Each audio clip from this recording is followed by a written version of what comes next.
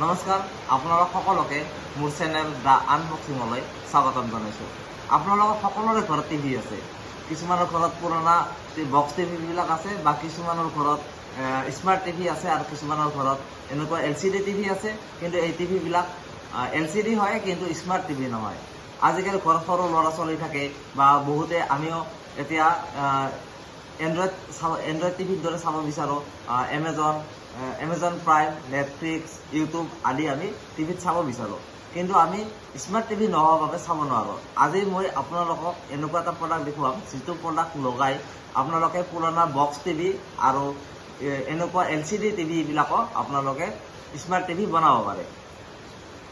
আৰু নিজৰ মোবাইলৰ হটস্পট লগাইয়ে আপোনালোকে কোনো মান্থলি পইচা নিদিয়াকৈ গোটেই চেনেলবিলাকো চাব পাৰে।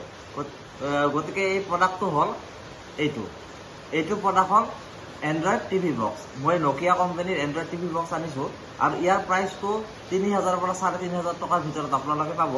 ইয়াৰ লগত আহে এনেকুৱা এডাল কেবুল আহে,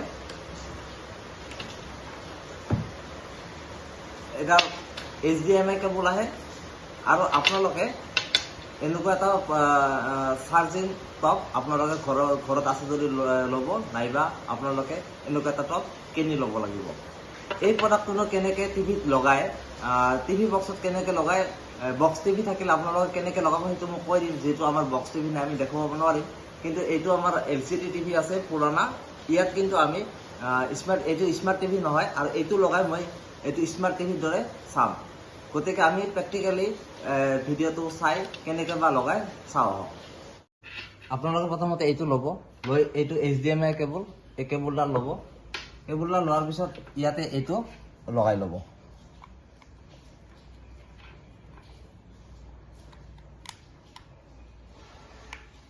ইয়াত লগাই লোৱাৰ পিছত এই কেবুলডাল, যিডাল দীঘল কেবুল থাকে,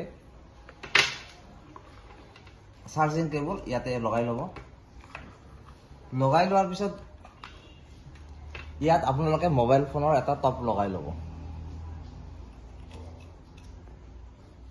লগাৰ পিছত মই এতিয়া টিভিৰ লগত কানেকশ্যন কৰোঁ। যদি আপোনালোকৰ এনেকুৱা LCD টিভি আছে য'ত HDMI পৰ্ট আছে, তাত আপোনালোকে এই HDMI কেবুলটা HDMI পৰ্টত লগাই ল'ব। যদি আপোনালোকৰ পুৰণা টিভি আছে, যিবিলাক প্লাজমা টিভি বুলি কয় বা বক্স টিভি, আপোনালোকৰ পুৰণা টিভি, তাত আপোনালোকে আৰু এটা বস্তু কিনি ল'ব লাগিব। সেইটো 400 বা 500 টকা ল'ব। সেইটো হ'ল AV to HDMI কনভাৰ্টৰ। মনত ৰাখিব, AV to HDMI কনভাৰ্টৰ।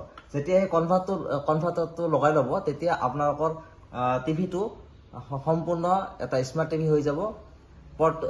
গতিকে আমি যিহেতু আমাৰ LCD টিভি কিন্তু স্মাৰ্ট টিভি নহয়, এইটোত আমি এই HDMI পৰ্ট আছে, HDMI পৰ্টটো লগাই লওঁ।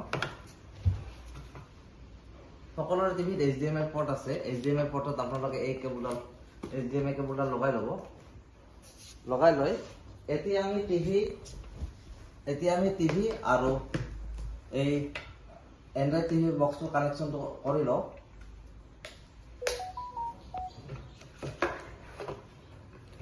আমি এতিয়া টিভিটো দেখুৱাই থাকিম।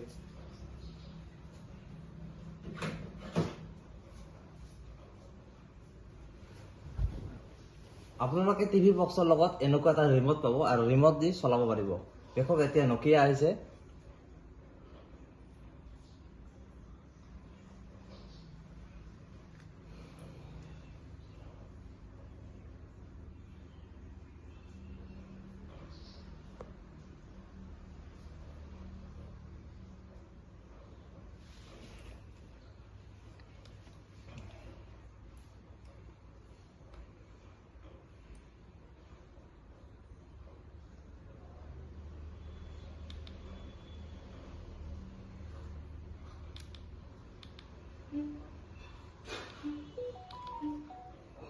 এতিয়া মই মোবাইলৰ হটস্পট কানেকশ্যন কৰি ল'ম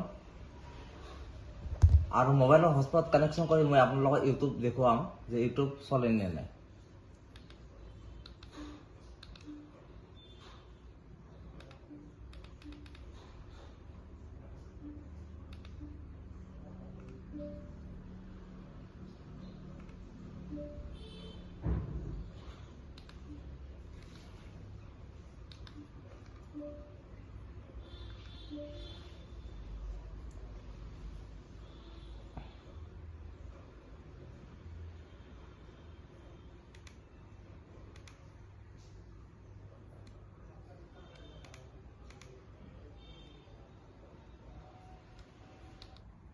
আমি হটস্পটটো কানেকশ্যন কৰি ল'লোঁ আৰু আপোনালোকে মেইন মেনুত দেখিব এনেকুৱা এমাজন প্ৰাইম ভিডিঅ' আছে, নেটফ্লিক্স, ইউটিউব এইবিলাক সকলো আছে, জিঅ' চিনেমা আছে, হটষ্টাৰ আছে, আপোনালোকে গোটেইবিলাক ইয়াত চাব পাৰে।